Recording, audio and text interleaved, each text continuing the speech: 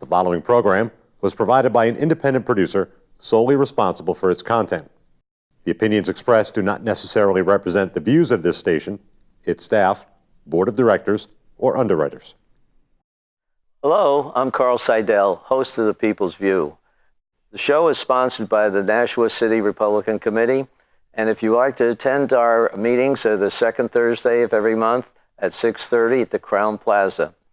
And if you want to find out more about our organization, you can go to nashuagop.org to see our website and learn about the events that we have. Welcome to The People's View.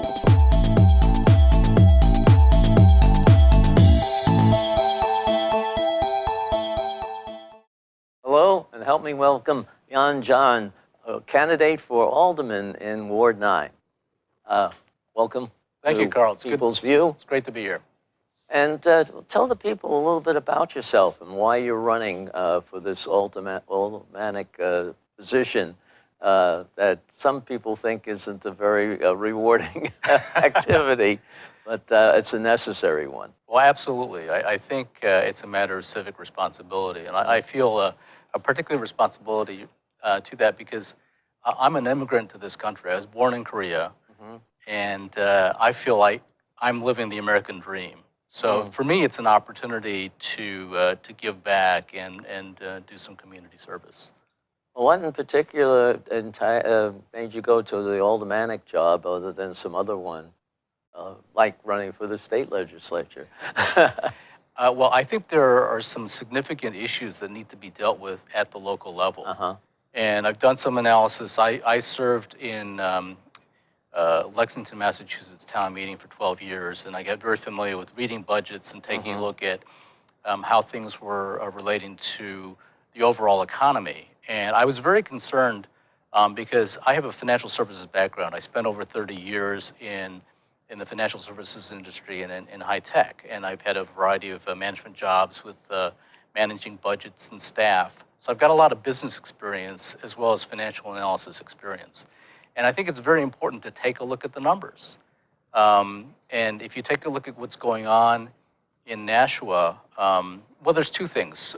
One thing I found that running for a local office, it's a great way to meet your neighbors. Oh, because definitely. you have to go around, find out what people's concerns are. And by and large, in Ward 9, I think people are pretty happy with the state of affairs. I mean, there's some comments about traffic, and we can get into that about what the town can do to improve safety. And then the other big concern, I think, is the economy and finances. And if you take a look at the budgets, I mean, the budgets are all online. And I took a look at the numbers, and it's a little alarming because I'm kind of a numbers guy, and I think that the numbers and facts are very, very important. And I did a spreadsheet analysis, and if you take a look at the past 8 years, the budget, the overall city budget has increased by almost $40 million, $36.7 million. And that represents a 16% increase over 8 years. Now, if you take a look at senior citizens, I think the population is about 13 to 15% senior citizens, people over the age of 65 that may be dependent on Social Security. Well, guess what? Social Security over the past 8 years has only gone up 9%. Okay, so the city budget has grown almost twice as fast as the increase in Social Security. Definitely. So a lot of people are going to be concerned about that. And it's even worse than that. Did you know that out of the last 8 years, 4 years, not in a row, but 4 out of the last 8 years, the Social Security COLA, or cost of living adjustment, has been 0 or almost 0. So last year, it was 0.3%. So if you're a senior citizen living on a fixed income on Social Security, and you see the budget going up, and you see your property taxes going up, and you're not getting any increase in your government payments, that's got to be alarming. And then you take a look at the economy right now. If you've got money in a savings account in a bank, I mean, you open it, it's not even worth looking at your statement. You're going to get like, pennies on your savings. So I think people are very concerned about that.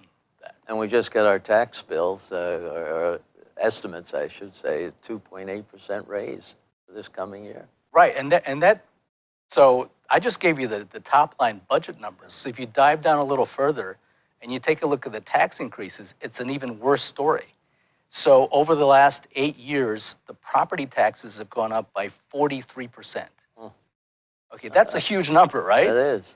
And again, if you compare that with the Social Security cost of living adjustment, 43% versus 9%. Now, I used to be really good at math. I can barely do math in my head anymore, but that's almost 5 times the rate of the increase in Social Security. And that's with a spending cap. Well, yeah. How did they do that? And to bring it even closer, okay, so over the past 5 years, the tax has gone up 19.55%, 20%, and the Social Security cost of living adjustment was 5.3%, so 4 times. So if you take a look at your property taxes, they're going like this, and your Social Security is going like this. That's an alarming situation. I imagine it's Right. Some people are really in the problems. What I'm concerned about is, okay, so that the city publishes these huge budgets. Right. So this is the approved budget for 2018. There's an awful lot of numbers in there, but the numbers that I just quoted you, they don't show up anywhere. Really? You know that? Yeah. So what I did was I crunched the numbers. This is great. This is the tax rate information going all the way back to 1965. Okay, so you have all these numbers here. Okay, if you don't do the analysis, you can't really make heads or tails of it. As I said, they certainly don't lead you the right way in their publication. no, it should be, there should be an executive summary that's showing what the rate of inflation is, what the rate of spending is, what the Social Security cost of living adjustment is. And as far as I'm aware, nobody does that. I wonder why. Well, you're going to have a little tough fight on the Board of Aldermen because they've been blessing everything for the last several years. How do you think you're going to be able to be heard by the people who might influence some of the other aldermen? Well, I think it's important to have the facts and figures come out. You know, in this day and age with YouTube and all these different ways to get information, you can go to my website, www.ijnh.org, and I've got some financial information. I'm probably going to do a graph now that we're having this conversation and show what those figures are. I think those pictures, are very meaningful to the audience. Well, and if you take a look at one example, the recent discussion on the Performing Arts Center. You know, that was a 4.5-hour session in the Aldermanic Chambers. And, you know, what was great was a lot of people came out and there was a lot of emotional support and feeling people in favor of the Performing Arts Center. Now, don't get me wrong, I love the performing arts. And I had 6 years of classical piano training, and my wife is mad at me because I made all 3 of her kids learn 2 instruments, okay? So it's one thing to have a passion and a love for the arts, but it's another thing to make the right decision on how you're going to invest the people's money in a project or a building and the like. And I thought it was very interesting that in the analysis, I thought some information, actually I found that there was some information that was lacking. Sorry for all the props, but I think it's very important to have the right information. And if you go online, this is the spreadsheet that one of the analysts did for the Performing Arts? The performing, well, it was specifically the Alex Shoe Store purchase proposal. Okay, I didn't hear them discuss this, so people made oblique references to, oh, well, there's been all this analysis and we've had professional consulting firms do the analysis. The bad news is when you look at the actual numbers, it doesn't support the thesis. So if you take a look at, this is the Colonial Theater in Keene, New Hampshire. This is one of the comparable facilities. They had an operating deficit of $231,000. Okay, I mean, this is trying to sell this project. Here's the Spruce Peak Performing Arts Center in Stowe, Vermont. They had an operating deficit of $929,000. Okay, now here's one, Ridgefield, Connecticut. Hey, good news. They had an operating surplus of $365,000. But the bad news is 600,000 came from contributions. So if they didn't have the contributions, they would have a deficit as well. Okay, so they have the information available at their fingertips, and they didn't really do the analysis. And what I really disliked was at that particular discussion, the aldermen have a duty to represent the interests of the constituents and the town. And in the investment world, there's something called a fiduciary responsibility. You have to put your client's interests, in this case, the citizens and the taxpayers, ahead of your own. And I don't think they did that. I think they abdicated the responsibility because they took a vote at the end of all the emotional discussion and fanfare, and the vote was 8-6. And you need 10 votes for a resolution to proceed, right? So it failed. So that should have been the end of it. But no, in the last 30 seconds or so, one of the aldermen proposed, well, let's put it on the ballot. Let's make it a referendum. And basically, again, I think that's abdicating the responsibility because you're signing up to do this job, to do the in-depth analysis, to read the information, to make the right decision. So here's the ballot initiative. Okay, it's a one-page ballot question.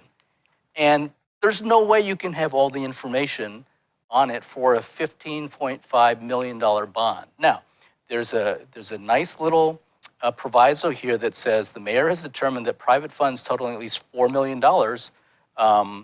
will be used towards a portion of the operating costs. And so that's a checkpoint. So they can't proceed until they raise the $4 million. So that sounds well and good. But again, going back to our initial discussion about finances, you know, in retirement, it used to be if you have saved up for retirement, there's what's called a safe withdrawal rate, and it used to be 4%. Right. 4%, okay. But these days, a good financial planner would advise you only to do 3.5%. So if you do the math again, $4 million of an endowment that's contributed at 3.5% is only going to contribute $140,000 a year. $140,000 a year. Now, here's another piece of information they did not provide. They mentioned the Palace Theater in Manchester, New Hampshire. And I did some research on it. It holds about 890 people. So that's a comparable venue to what they're talking about at Alex Shoes, 500 to 700 people, right? Now, the Palace Theater is an IRS 501c3 charitable organization. And they have to file what's called an IRS Form 990 every single year. And here it is. You know, this is available on the internet. There's an organization called ProPublica that publishes the IRS 990 forms. There are other ways to get, this is public information. I don't think this was raised as a piece of data for any of the comps. And I think this is devastating when you take a look at it. This is for year 2014. And the important thing is, for the Palace Theater, the program service revenue for year 2014 was $2.7 million. Sounds like a lot of money, right? Their expenses were $3.7 million, okay? Yeah. That's $1 million shortfall. Right. Now, the good news is they had some fundraising, and they had $745,000 in contributions. So they had a net surplus of $92,000, barely above. Yeah. Okay, but keep in mind, that was like almost $1 million shortfall. The previous year, in 2013, they had a $2.2 million revenue line. So that's ticket sales or rentals and all that. And the expenses were $3.5 million, another shortfall. Now, 2013 was a very good fundraising year. They raised $1.6 million. Okay, now, but what's the point of that? If you've got an endowment that's providing you $140,000 a year, and you're taking a look at a comparable run rate, and this is a mature organization that's been around. Oh, yeah. You're looking at a shortfall of anywhere from 400,000 to $1 million plus on an annual basis. So who's going to make up that money? Did that come up for discussion anywhere? No. And the details are in this Form 990. Why wasn't this information presented? Yeah. The other thing is, it looks like, according to the filing, the Palace Theater owns their building, so there's no debt service. We're talking about a $15.5 million bond. So the situation's even worse. You're now going to have a debt service of $1 million on top of the normal run rate. Yeah. So Shortfall on the income. right. So if you want to be really optimistic, and let's say, okay, let's raise half of the money in an endowment that we think we're going to need, okay? That means you're going to have to raise sources of funds that can produce about 500,000 a year. So instead of 4 million, okay, which is raising 140,000, you're going to have to raise maybe 3 to 4 times that. Okay, 12 million to 16 million. And that's only covering half, right? So is that being brought? So again, people are going to vote on this. They're going to say, "Hey, I love the performing arts, and let's go and build this." That's the only thing they want to play on, is the desire to have this that we don't have. It's almost like, you're trying to give the kids another piece of candy. Really want more than you can afford. But who's going to pay the bills? They are, but they're not going to know it. They're not going to know it. And in the financial services world, that is a no-no. You can't do that. There's all kinds of compliance and regulatory bodies that say, you do that, and you're going to be prosecuted. You do that, and I spent a lot of years doing e-commerce and web marketing for financial services firms, and there's strict regulations on what you can promise. I mean, there's the imagery is highly regulated, but in the public sector, it's almost like you can write whatever you want, and it does a tremendous disservice to everybody because people are not making informed choices. Oh, this isn't the only way they manipulate the news to the people. I mean, the lawsuit that the city finds itself in of exceeding the spending cap by transferring money to an off-balance sheet. What do you think about that? What do you think of that? Is that something that we should be concerned about? Oh, absolutely. So I think you need to have the necessary disclosures. And as I mentioned, one challenge was I have the numbers for the audited books, the audited budgets going back the prior 8 years. And of course, FY 2018, which is that thick document, that's not audited yet, right? Now, in the private sector world where you've got publicly traded companies, there's a regulation called Sarbanes-Oxley. I don't know if you're familiar with that, if the viewers are familiar with that, but basically the CEO and the CFO have to sign off on the books at the risk of going to jail if there's anything fraudulent in those books. I mean, that's a pretty tall order. Now, it's interesting that you mentioned the off-balance sheet funds. My understanding is that the budget for next year is based on this year's budget, but then some of the enterprise funds were removed from next year's budget. Next year's budget, not this year's Right. budget. Okay. So now you're creating an increase on phantom funds that are off the books, but then you still have to pay for them. Right. Okay. Now, if we flash back to 2008, 2009, that's what caused the financial crisis. You had a lot of companies that had these off-balance sheet vehicles, and look where that got us. Okay. Talk about Enron, huh? Exactly. Right. So if you can't, it's comparing apples to oranges. And I'm very concerned, coming from a financial services background, that the mayor and the administration is choosing to take that action because it does not bode well for the future. Well, yeah, I just hope that the judicial area is going to see something like that, because you're right, it's apples and oranges that they're comparing. If they had if they had taken it out of the current budget just for comparison purposes, that would have been the proper comparison. Absolutely, right, yeah. But why didn't they do that? Because they wanted the extra That's called spend. That's more. called cooking the books. That's right. Or financial that's right. shenanigans. Well, there's a lot of good things that they're trying to do only because they're good, but nobody realizes where it's coming from. It's their pockets. Now, how do you propose getting the people to vote against something like this when all they see is the rosy stuff, not the real stuff? Well, it's unfortunate that in today's day and age, I mean, I think we live in a soundbite culture, and it's like the 30-second flash of information. But when people are when people are buying a new car, or if they're buying a house, They don't just do it on a whim. They don't. Then, hopefully not. I mean, hopefully they're doing what's called due diligence, because you're making a significant commitment to a financial investment. And when you take a look at, as I mentioned, the city has a fiduciary responsibility. I actually came up with an acronym. I think we need to be fair, FAIR. F stands for fiduciary responsibility. A stands for accountability. We need openness and transparency. I stands for innovation. I think we can look for new ways to do things, and I think we should constantly be looking to improve and create efficiencies.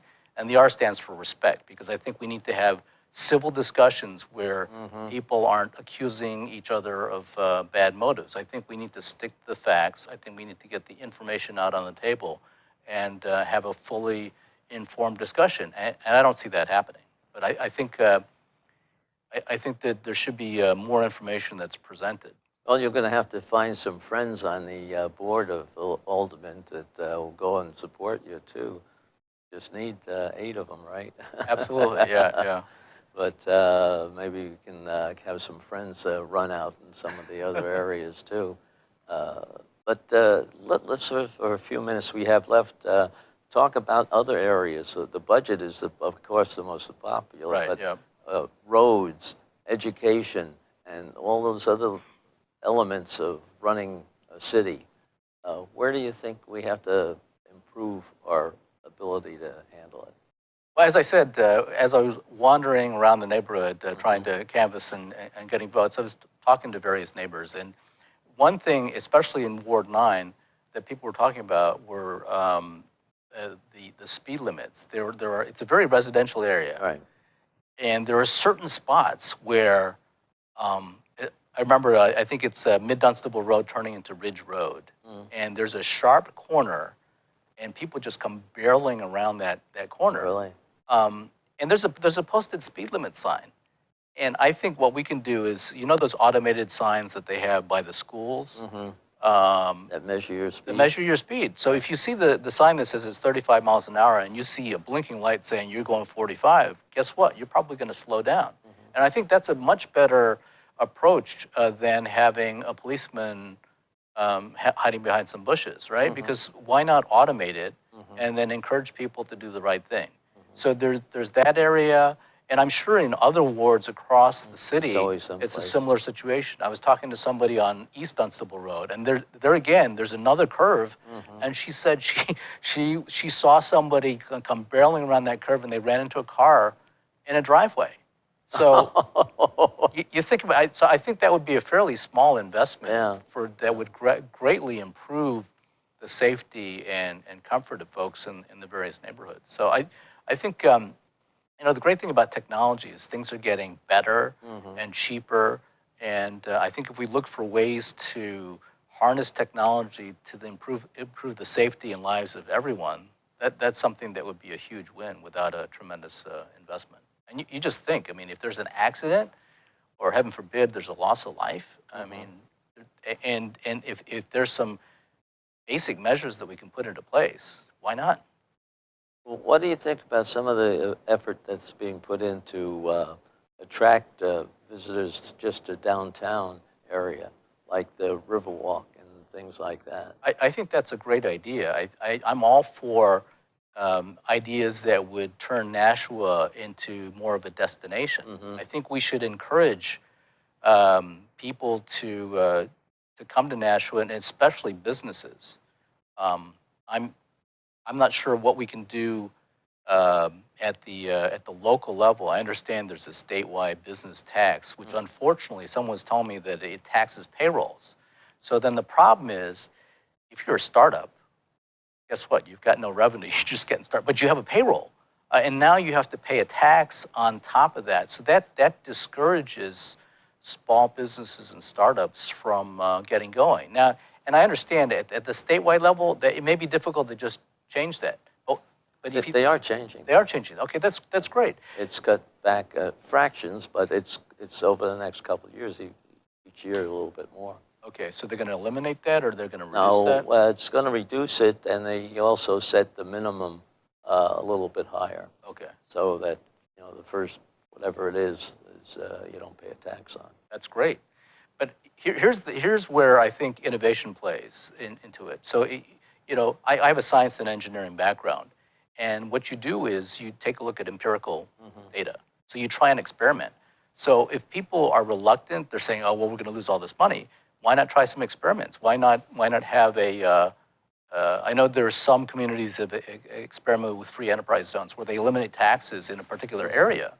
So we could try that on an experimental basis, and maybe that would be something that would help attract businesses or revitalize downtown Nashua. And it would be a small, controlled experiment, because you've got this law, then you've got all this information, you've got people's biases and preconceived notions. Let's take a look at the data. So why not experiment and maybe set up a free enterprise zone to see, okay, what's the cost and what are the benefits? Yeah. Well, that's something, as you said, has to go through the state, but there are different things that they can do for different taxes for development. One of the things that I've been talking to them about is how do you help some of our workers get to their jobs? There's not much of a bus service into the specific areas, like at rush hour, bringing them to where the new industrial parks are. So you're talking about like a shuttle bus service? Yeah. That's a great idea. They want it. I think that's something that ought to be. And well, what do you feel about the rail opportunity? See, now that's a very complicated situation. It is. Because I think it could be very much like the Performing Arts Center. I think mass transit can make a lot of sense, but it has to be the right proposal. And I think you have to have all the cards on the table. You have to have all the information available so that we can make the appropriate decision and not get stuck with unanticipated costs. Well, there are a lot of, I agree, it's questionable about the estimates of what you're going to have to raise or how much you're going to have to support it ongoing. But it's something that with buses could be handled a little bit better. I think buses have an advantage of being able to change their routes as new opportunities develop and things of that nature. And maybe we're going to have you come back, because we've run out of time now, and talk about, once you get elected, what you're going to do and how you're going to do it. And maybe you can bring a compatriot in and talk with you, somebody who feels the same way you do. Sounds great, Carl. Okay. Thanks very much for you the very much. opportunity. Okay. Really enjoyed it.